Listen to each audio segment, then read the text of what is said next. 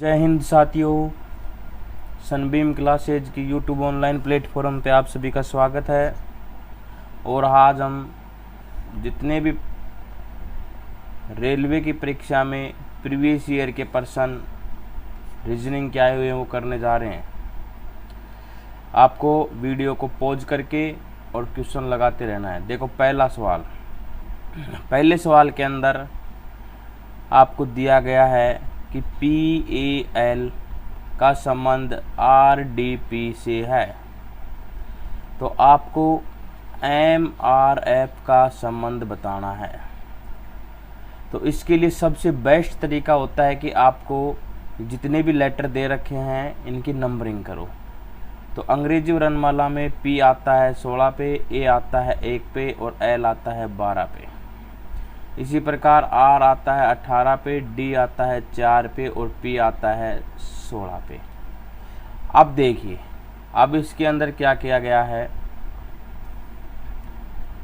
कि 16 को 18 लिखने में कितना ऐड किया, 2। 1 से 4 लिखने में कितना ऐड किया, 3। और 12 से 16 लिखने में कितना ऐड किया, 4। यही पैटर्न इसमें लगाना है। तो इसके अंदर देखो, अब MRF के अंदर M आता है 13 पे, R आता है 18 पे और F आता है 6 पे। देखो जी, 13 में 2 ऐड करेंगे तो ये आ जाएगा 15।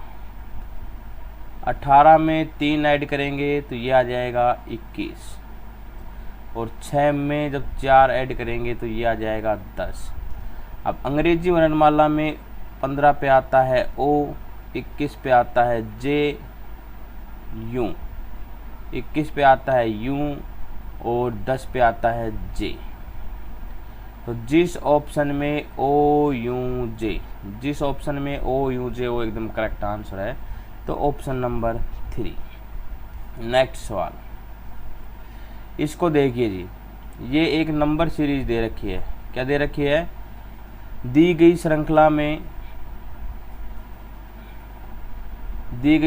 में एक लुप्त संख्या है। दिए गए विकल्पों में से सही विकल्प का चयन कीजिए और श्रृंखला को पूरा कीजिए।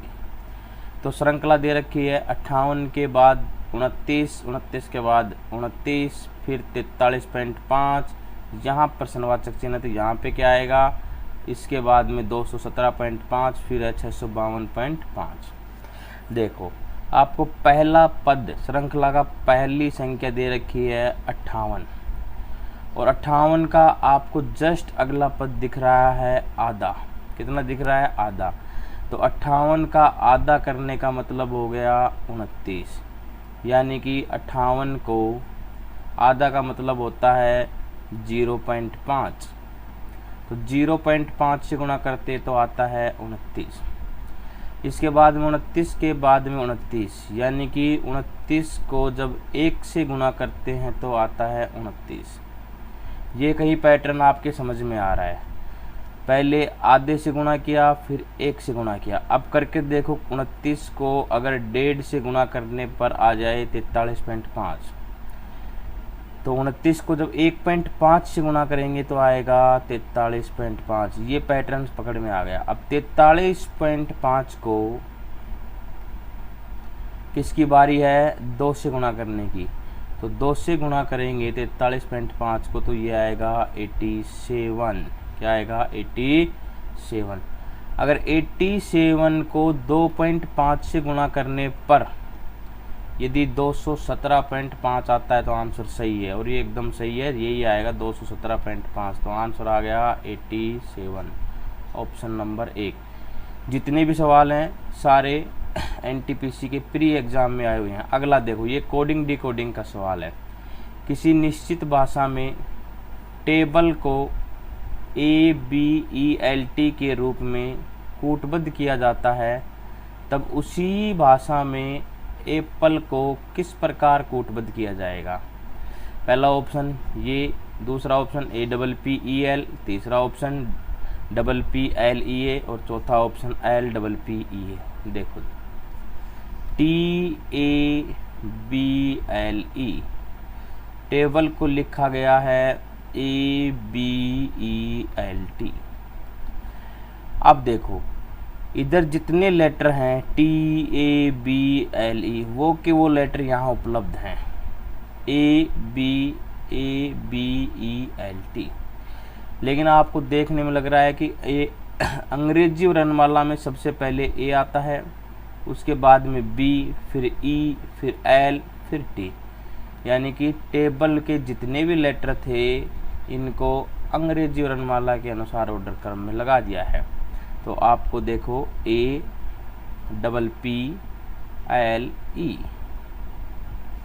इसको लगाना है। तो इसमें अंग्रेजी वर्णमाला में सबसे पहले A आता है तो A लिख दिया, इसके बाद में E आता है तो E लिख दिया, फिर L आएगा और फिर डबल P। तो जिस ऑप्शन में AELPP है वो एकदम correct answer AELPP, option number 1। ठीक है जी, चलो जी नेक्स्ट सवाल। आपको वीडियो को पॉज करना है और प्रैक्टिस करनी है। ये एक ब्लड रिलेशन का क्वेश्चन है। यदि A Q का पुत्र है, Q और Y बहनें हैं, Z Y की माँ है, P Z का पुत्र है, तो निम्नलिखित में से कौन सा कथन सही है? तो निम्नलिखित में से कौन सा कथन सही है? NTPC में आया हुआ है। तो देखो इसको हम जमाते हैं। पहली लाइन कह रही है कि यदि A Q का पुत्र है, यदि A किसका पुत्र बन गया? Q का। ये लो जी। दूसरे लाइन में चलो, Q और Y बहनें हैं, Q और Y क्या हैं? बहनें। आगे चलो जी, Z Y की माँ है, तो Y की माँ कौन है? Z माँ है तो माइनस आएगा। P Z का पुत्र है, P है जो Z का पुत्र है। देखो जी, जब P Z का पुत्र हो गया तो P Q और Y दोनों का क्या बन गया? भाई। दोनों का क्या बन गया? भाई। बस ये बन गया आपके पास एक डायग्राम। इसके आधार पर पहला ऑप्शन चेक करो। P A का मामा है, P बिल्कुल A का मामा बनेगा क्योंकि A लड़का है Q का और Q बहन है P की। तो आंसर एकदम सही। तो P A का मामा है। P और Y बहनें हैं? नहीं भाई, P और Y बहनें नहीं, P और Y भाई बहन है, भाई बहन है। ठीक है जी, तो आंसर जाएगा A। A और P कजिन है? नहीं जी, A और P कजिन नहीं, A और P तो मामा भांजे हैं, मामा भांजा है। ठीक है जी, तो आंसर जाएगा A, यानी कि P A का मामा है। नेक्स्ट देखिए, ये एक ऑर्डर रैंकिंग का सवाल है, बहुत अच्छा सवाल है। ऐसा सवाल आपको परीक्षा में अवश्य देखने को मिलेगा। एक देखो, P Q R S T और U 6 गायक हैं।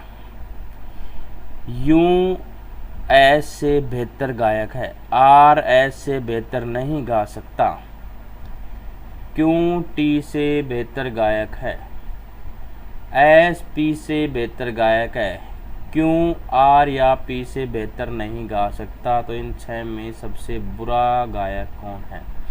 तो एक एक लाइन को पढ़ते हैं। 6 गायक हैं, P Q R S T।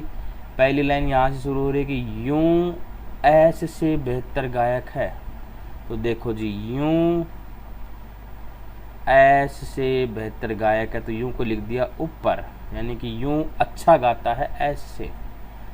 R S से बेहतर नहीं गा सकता, यानी कि R है जो S से बेहतर नहीं गाता, तो इसका मतलब ये होगा कि S R से बेहतर गाता है। आगे चलो, Q T से बेहतर गायक है। कहने का मतलब दूसरी लाइन ये कह रही है, कंडीशन सारी नोट करते जाओ, Q T से अच्छा गाता है। आगे देखो, S P से बेहतर गायक है, तो S है, ये सीधा नोट करो, S P से बेहतर गायक। और यहाँ पे एक कंडीशन और आई थी कि S R से भी बेहतर गायक है। ये लो जी, आर से भी बेहतर गायक हो गया, यानी कि एस पी से भी अच्छा गाता है और आर से भी अच्छा गाता है। आगे पढ़ो, क्यों आर या पी से बेहतर नहीं गा सकता? क्यों है जो न तो आर से अच्छा गाता है, तो कहने का मतलब आएगा आर और पी दोनों अच्छे गाते हैं क्यों से, तो इससे अच्छे क्यों और क्यों अच्छा गाता है टी से। ये कंप्लीट आपके सामने बन के आ गया। तो सबसे बुरा गायक कौन है? तो सबसे नीचे किसका नंबर आया? टी का। सबसे नीचे किसका नंबर आया? टी का। तो सबसे बुरा गायक हो गया डी। अगर इसी प्रश्न में ये पूछता कि सबसे अच्छा गायक कौन है, तो अच्छा कौन हो जाता है? यूं। ठीक है जी, आया होगा समझ में। एक एक कंडीशन नोट करते चलो और फिर लास्ट में जमाते चलो। नेक्स्ट सवाल, बहुत अच्छा सवाल है, दिमाग लगाना है इसके अंदर। देखते हैं कौन कौन करता है। दिए गए विकल्पों में से विषम संख्या के युग्म चुनिए। और ऐसे सवालों के क्वेश्चन नंबर 6 का आंसर आप पहले कमेंट बॉक्स में करेंगे। पहले कमेंट बॉक्स में आंसर सेंड करें। 10-20 सेकंड वीडियो को पॉज करके आंसर निकालो। देखो, वीडियो पॉज करके आंसर निकाल लो, मैं समझाता हूँ। इनमें से आपको अलग बताना है और बहुत सारे लगते हैं। कोई विषम देखेगा अलग, कोई सम को देखेगा, कोई अभाज्य संख्या देखेगा, कोई अंकों का योग करेगा। लेकिन देखो, इन सब के अलावा एक ही पैटर्न लग रहा है इसमें, और वो क्या लग रहा है? देखिए, देखो पहली संख्या को देखो, अगर आप इसको उल्टा करोगे, पहली संख्या को क्या करोगे? उल्टा। 49 को उल्टा करोगे तो 94 को उल्टा करोगे तो बनेगा 49। इसी प्रकार इसको उल्टा करोगे तो बनेगा 36, और इसको जब चेंज करोगे तो ये बनेगा 53, और जब इसको उल्टा करोगे तो ये बनेगा 25। अब देखो, ऑप्शन ए, बी और डी तीनों 49, 36 और 25 ये एक पूर्ण वर्ग संख्या है। पूर्ण वर्ग संख्या। 49 7 का वर्ग, 36 6 का वर्ग और 25 5 का वर्ग। और जबकि 53 एक पूर्ण वर्ग संख्या नहीं है, तो विषम क्या हो गई? 53, और 53 के सामने ऑप्शन कौन सा है? 35, तो विषम संख्या आ गई 35 सी। बहुत अच्छा सवाल है, देखना। अगला देखो, ये डायरेक्शन एंड डिस्टेंस के टॉपिक से लिया है। डायरेक्शन एंड डिस्टेंस से लिया गया टॉपिक है। वीडियो को पॉज करके आपको जमाना है, दिशाओं का ज्ञान होना चाहिए। मैं कुछ बता देता हूँ। देखो, ये 4 दिशाएं होती हैं। ये होता है उत्तर, दक्षिण, पूर्व, पश्चिम। ठीक है जी। इन दोनों के बीच में 2 दिशा बनती है, इसे कहते हैं उत्तर पूर्व। और इन दोनों के बीच में 2 दिशा बनती है, इसे कहते हैं दक्षिण पूर्व, और इसे कहते हैं दक्षिण पश्चिम, और इस वाले दिशा को कहते हैं उत्तर पश्चिम। ठीक है जी, ये एक थोड़ा सा नॉलेज है, इसको ध्यान में रख के ही आपको ये सवाल सेट करना है। देखो जी, पहली लाइन कह रहा है, एक शब्द और बता देता हूँ, 2 शब्द यहाँ पे आपको यूज मिलेंगे। एक होता है देखो जो, देखो जब भी जो, जिसका और जिसकी,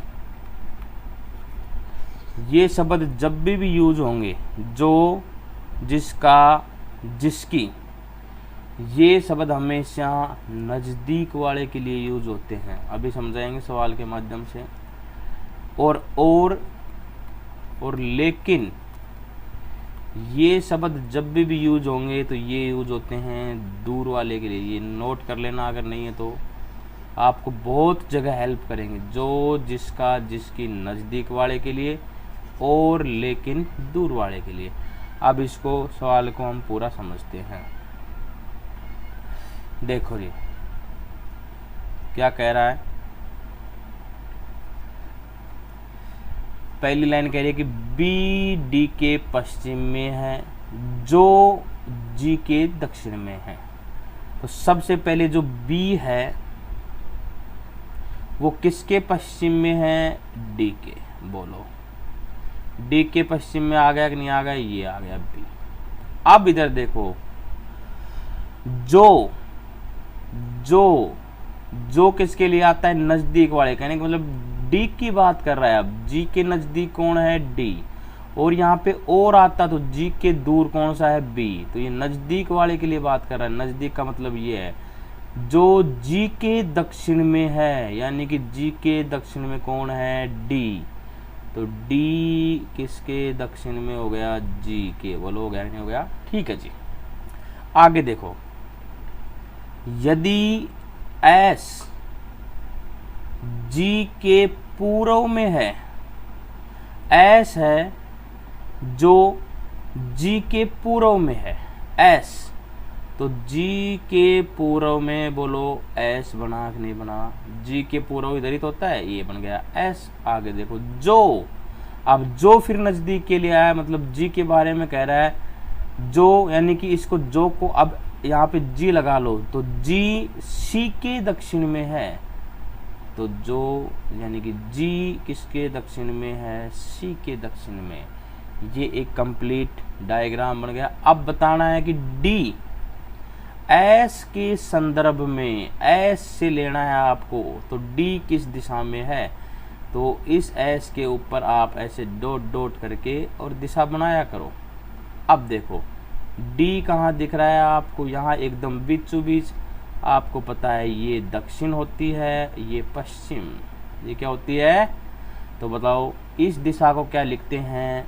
दक्षिण पश्चिम। इस दिशा को क्या लिखते हैं? दक्षिण पश्चिम। तो आंसर आ गया सी, दक्षिण पश्चिम। ठीक है जी, आगे चलते हैं। क्वेश्चन नंबर 9, बहुत अच्छा क्वेश्चन, आरआरबी एनटीपीसी सीबीटी 1 में। कहने का मतलब एब्सोल्यूट, ABSOLUT, इसका मतलब ESBLOT है। तो कैलेंडर को क्या लिखेंगे? तो देखिए जी बहुत ही अच्छा क्वेश्चन है।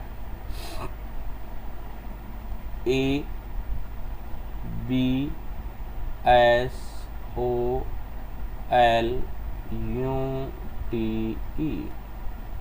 इसके नीचे लिखते हैं कि इसको लिखा है ESBLOTUA।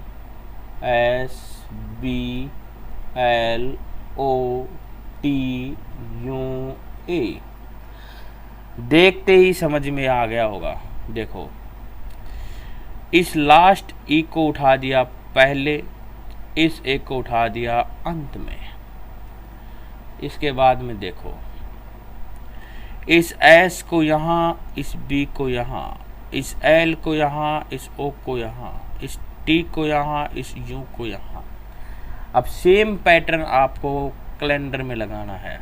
तो लिखो CALENDER,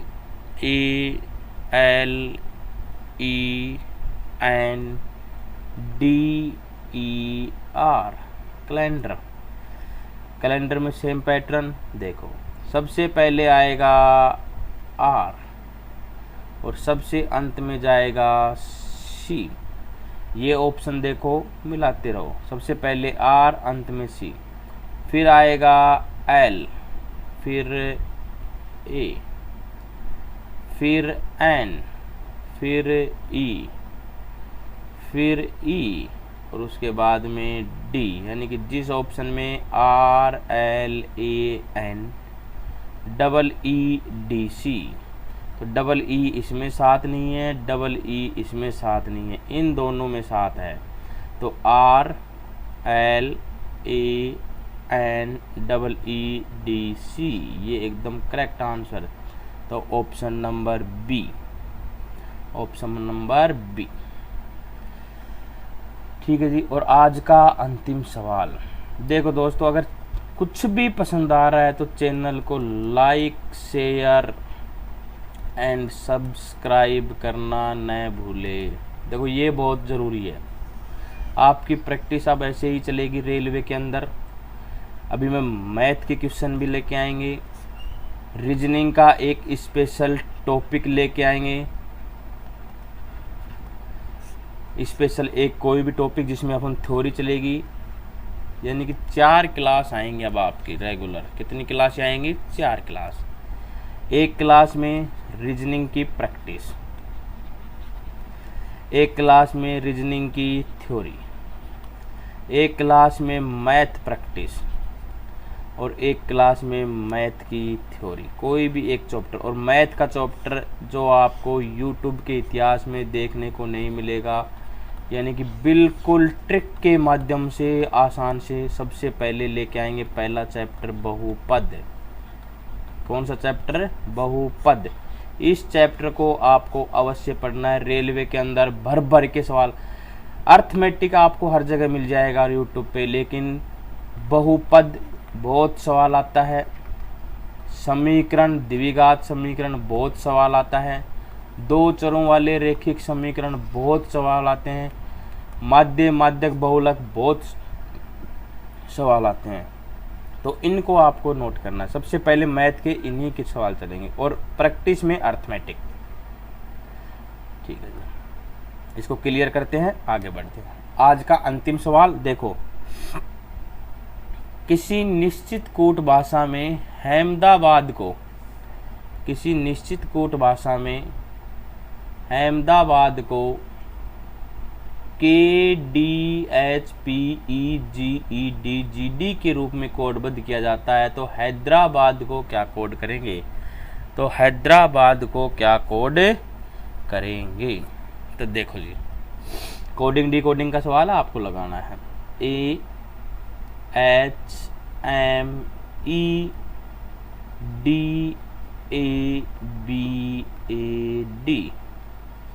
हैदराबाद को कोड कर रहा है KDHPGEDGD।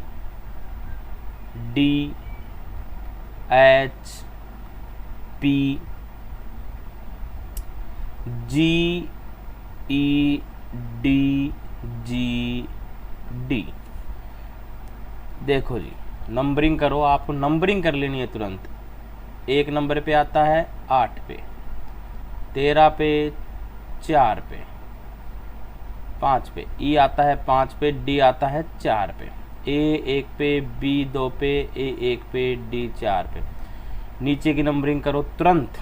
ये आता है 11 पे, ये आता है 4 पे, ये आता है 8 पे, ये आता है 16, 7, 5, 4, 7 और डी 4 पे। अब देखो, मेरे को देखने पर ये लग रहा है कि ये ऊपर 8 है, नीचे 11, यानी कि 8 में जब 3 ऐड किया तो क्या आया? 11। इधर देखो, 1 में जब 3 ऐड करेंगे तो क्या आएगा? 4। इधर देखो, 5 में जब 3 ऐड करेंगे तो क्या आएगा? 8। और 13 में जब 3 ऐड करेंगे तो क्या आएगा? 16।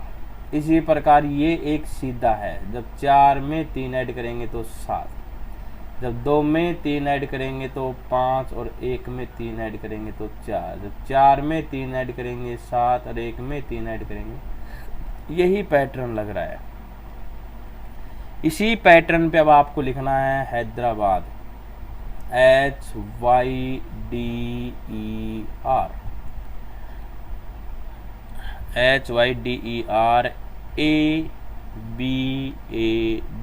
हैदराबाद। नंबरिंग कर देते हैं, बहुत आसान है, याद हो जाएंगे। ये 8 पे, ये 25, 4, 5, 18, 1, 2, 1, 4। अब देखो, सबसे पहले जब 25 में जब हम 3 ऐड करते हैं तो ये आता है 28। अब बच्चे कहेंगे कि सर नंबरिंग अल्फ़ाबेट तो 26 ही हैं और 26 का होता है जेड। तो भाई 26 के बाद में वापस से ए आ जाता है, तो 26 और ए क्या हो गया 27 और बी क्या हो गया 28। तो 28 का मतलब, या इसको आप ऐसे लिखो कि 28 बनाने के लिए आप 28 को तो ये भी तो लिख सकते हो 26 प्लस 2, 26 प्लस 2। 26 पे तो जेड हो गया कैंसिल आउट, 2 बच गया और 2 पे क्या आता है बी। तो कहने का मतलब जब इसमें आएगा बी, और 8 में जब 3 ऐड करेंगे तो 11, और 11 पे होता है के।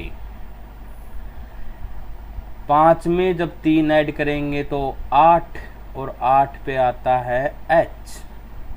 और डी में जब 4 ऐड करेंगे तो 7, और 7 पे आता है जी। और आर में जब 18 में 3 ऐड करेंगे तो 21, और 21 में आता है यू। इसके बाद में इन दोनों का क्रॉस, जब 2 में 3 ऐड करेंगे तो 5, और 5 पे आता है ई। 1 में 3 ऐड करेंगे तो 4, और 4 पे आता है डी। इधर 4 और 3 7, तो जी। और ए में जब 3 ऐड करेंगे तो 4, 4 का मतलब डी। तो फाइनली आंसर निकल के आ गया बी के H G you E D G D. जिस ऑप्शन में है वो एकदम करेक्ट है। तो शुरुआत में बी के नहीं है, नहीं आएगा। बी के इसमें नहीं है, नहीं आएगा। बी के बात सही है। एच जी, जी नहीं है यहाँ पे, नहीं आएगा। बी के H G you E D G D. तो आंसर क्या आ गया ए। आंसर क्या आ गया ए। ठीक है जी, आज के लिए इतना ही। देखो दोस्तों, थोड़ा भी पसंद आया है तो चैनल को लाइक शेयर एंड सब्सक्राइब करना न भूलें। Thank you.